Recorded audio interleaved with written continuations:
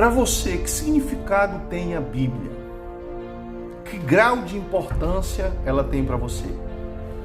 Esse vai ser o nosso assunto de hoje e nós vamos falar exatamente sobre o valor que a Bíblia tem, quão extraordinário é esse livro, por que ela é tão extraordinária. Olá pessoal, tudo bem? Espero que esteja tudo bem com vocês. E hoje nós vamos tratar exatamente desse assunto muito importante chamado Bíblia Sagrada.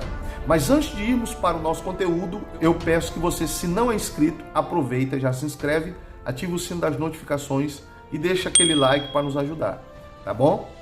Como nós podemos afirmar que a Bíblia é, de fato, o livro mais extraordinário de todos os tempos?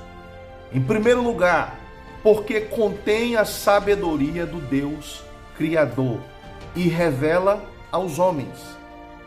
Por isso que a Bíblia é o livro mais extraordinário. Nós encontramos isso no livro de Jó, no capítulo 38.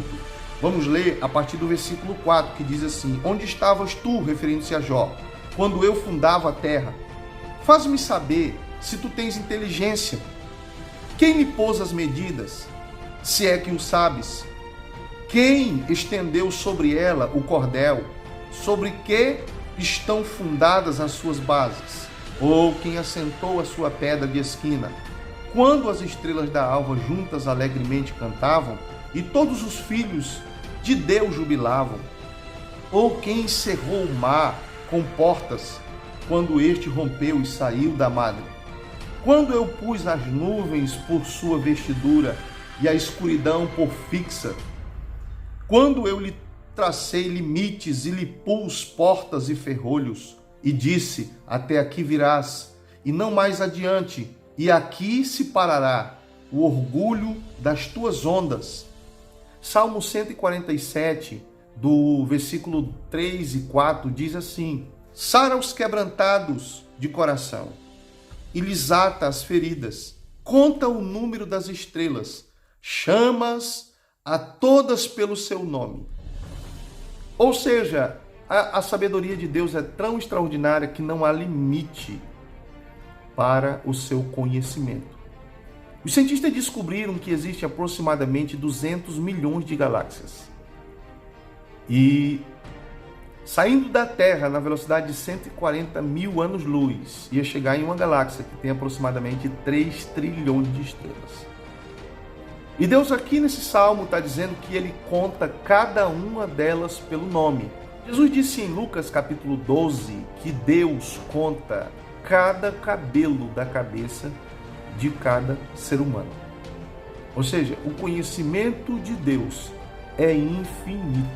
Se ele conta cada estrela e chama cada uma pelo nome diferente, e conta os cabelos da cabeça de cada um, e ele fala a Jó, que coloca os limites na terra e que coloca os limites nas ondas, que cria todas as coisas, mostra quão poderoso é o seu conhecimento.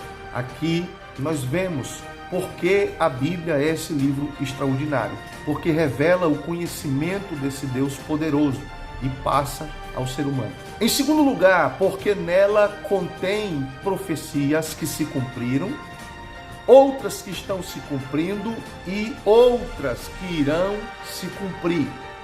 E agora nós vamos ver algumas profecias que se cumpriram. A primeira encontra-se em Jeremias capítulo 25, no versículo 11 e 12, diz assim: E toda esta terra virá a ser um deserto e um espanto, e estas nações servirão ao rei da Babilônia 70 anos. E acontecerá, porém, que quando se cumprirem os 70 anos, visitarei o rei da Babilônia. E esta nação, diz o Senhor, castigando a sua iniquidade, e da terra dos caldeus farei deles ruínas perpétuas. O que acontece? Jeremias profetizou que Israel seria levado cativo para a Babilônia e que ali permaneceria por um espaço de 70 anos. E da forma como Jeremias profetizou, aconteceu à risca. Então nós temos aqui uma profecia que de fato se cumpriu literalmente à risca. A outra profecia nós encontramos em Isaías capítulo 44, versículo 28, que diz assim: que digo de Ciro? É meu pastor e cumprirá tudo o que me apraz. Dizendo também a Jerusalém, tu serás edificado, e ao templo, tu serás fundado. Ciro era rei da Pérsia. Isaías escreve a respeito de Ciro aproximadamente 150 a 200 anos antes. O povo é levado para a Babilônia, assim também o manuscrito de Isaías, e na Babilônia Ciro tem o conhecimento que Deus havia falado dele, e Ciro escreve um decreto liberando Israel para voltar para sua terra novamente. Israel volta e reconstrói os seus muros e o templo, exatamente porque Isaías tinha escrito isso 150 a 200 anos antes, 130 aproximadamente antes da profecia do cativeiro. Isaías tinha escrito esse texto. A outra profecia nós encontramos em Daniel capítulo 9, quando Daniel recebe a presença do anjo e esse lhe fala de 70 semanas. Dentro dessas 70 semanas estava o acontecimento da destruição de Jerusalém e a destruição do templo. Jesus menciona a destruição de Jerusalém no capítulo 23 do livro de Mateus e também no capítulo 24, a destruição do templo. Então é mencionado também. No ano 70 a 73 aproximadamente, o general Tito com suas tropas invade Jerusalém e o templo é destruído e a cidade também é destruída, cumprindo assim a profecia. E em terceiro lugar, porque a Bíblia tem respaldo científico, histórico e arqueológico. Eu quero citar aqui alguns trechos de pesquisas que foram feitas exatamente com relação a Gênesis 2, verso 7, que fala da criação do homem a partir do pó da terra, ou seja, do barro. Tem alguns cientistas que fizeram alguns artigos a respeito, não desse texto especificamente, mas do barro, tá? E eu gostaria de ler aqui com você para a gente poder observar essa questão.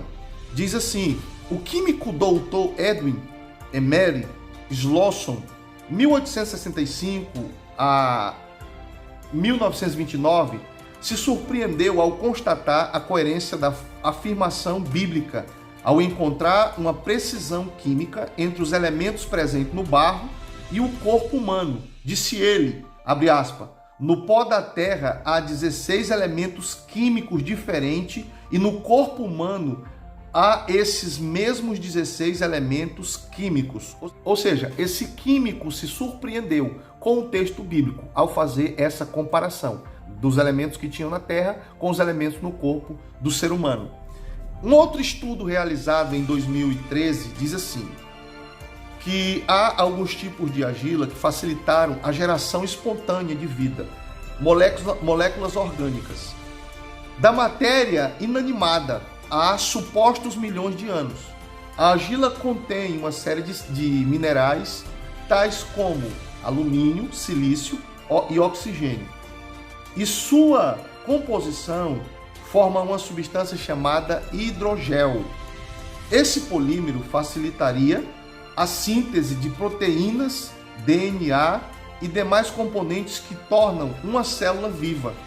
Nos testes em laboratório, esses hidrogéis de argila apresentaram uma função de confinamento, lugar seguro e protegido para biomoléculas e reações químicas, pois essas moléculas orgânicas tendem a aderir à superfície da argila, evitando a sua degradação por enzimas nucleases, consideradas prejudiciais.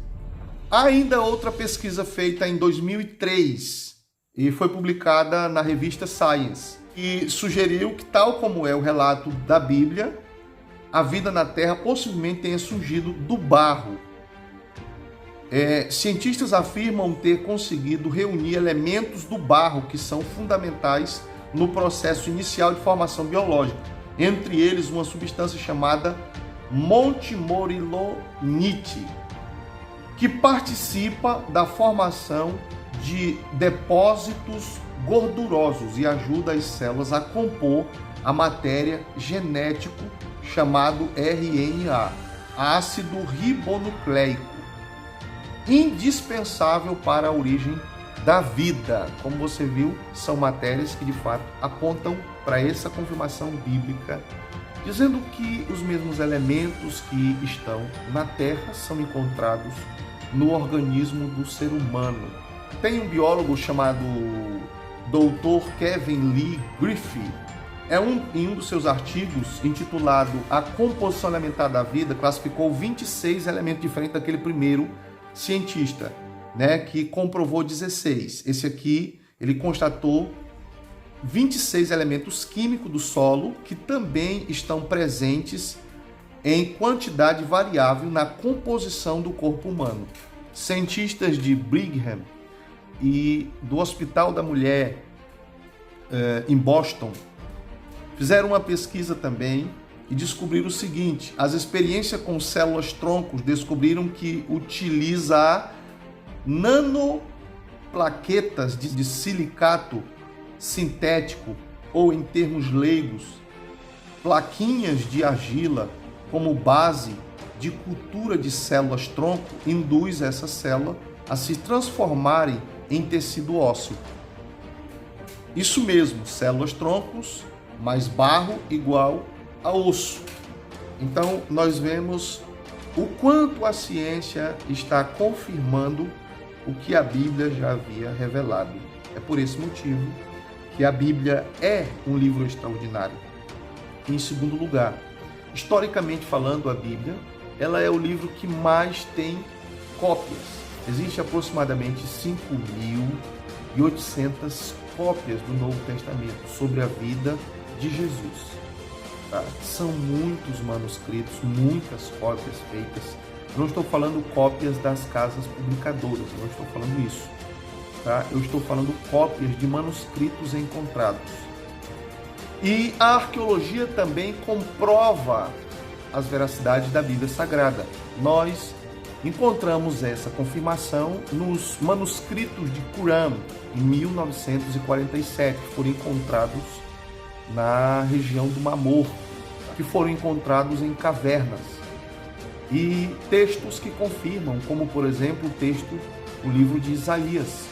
Tanto a ciência quanto a história, como a arqueologia, só comprovam que a Bíblia é esse livro extraordinário. Eu espero que esse vídeo tenha lhe ajudado de alguma forma, que Deus o abençoe e até o próximo, muita paz.